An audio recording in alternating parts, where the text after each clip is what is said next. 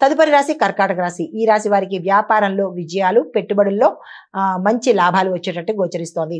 తర్వాత కుటుంబంలో సానుకూలమైన పరిణామాలు గోచరిస్తున్నాయి. విహారయాత్రలు చేస్తారు. క్షేత్ర దర్శనము, ప్రయాణాలు లాభిస్తాయి. మీకు చెప్పదగిన సూచన, ఈ రోజు మీరు ఏ పని చేసినా సరే ఒకంత ఆలోచించి ముందడుగు వేసే ప్రయత్నం చేయండి. మీ మనసుకి ఇబ్బందిగా తోచినా లేదా సక్సెస్ అవ్వదు అని తోచినా అది ఆపేసే ప్రయత్నం చేయండి తప్ప బలవంతంగా ముందుకెళ్లే ప్రయత్నం చేయకండి. మీకు చెప్పదగిన పరిహారము, ఈరోజు శివాలయంలో మీ పేరిట అభిషేకం చేయించుకున్నట్టయితే కనుక కొంత గందరగోళ స్థితి నుంచి సానుకూలమైన స్థితికి వస్తారు. మీకు చెప్పదగిన మంత్రము ఓం నమ శివాయ. ఈ మంత్రాన్ని సాధ్యమైన సార్లు చదువుకున్నట్టయితే కనుక కొంత మంచి జరిగే అవకాశం కనబడుతోంది.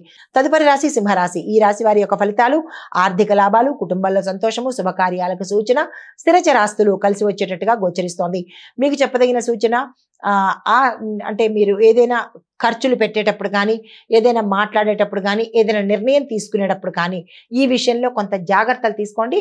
మీ యొక్క శ్రేయోభిలాషుల యొక్క సలహా తీసుకున్నట్టయితే కొంత మంచి జరిగే అవకాశం కనబడుతుంది. తొందరపడి ఏ పని చేయకండి.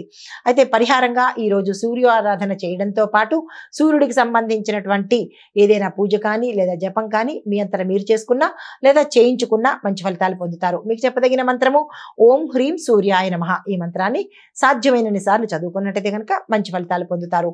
తదుపరి రాశి కన్యా రాశి. ఈ రాశి వారికి ఉద్యోగంలో ఎదుగుదల, గౌరవము.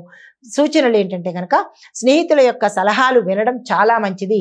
అది కూడా మీకు మంచి స్నేహితులు అని అనిపించిన వాళ్ళ సలహానే వినండి. మిగతా రంగాల్లో ఉన్న వాళ్ళకు సామాన్యంగానే ఉంటుంది తప్ప పెద్దగా గొప్పగా చెప్పుకోదగినట్టుగా ఈ రోజు ఏమీ కనపట్లేదు.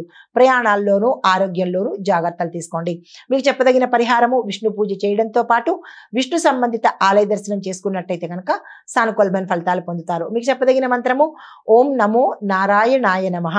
దీంతో పాటు అనంత అచ్యుత గోవింద ఈ మంత్రాన్ని కూడా జోడించి చెప్పుకున్నట్టయితే మంచి ఫలితాలు పొందుతారు.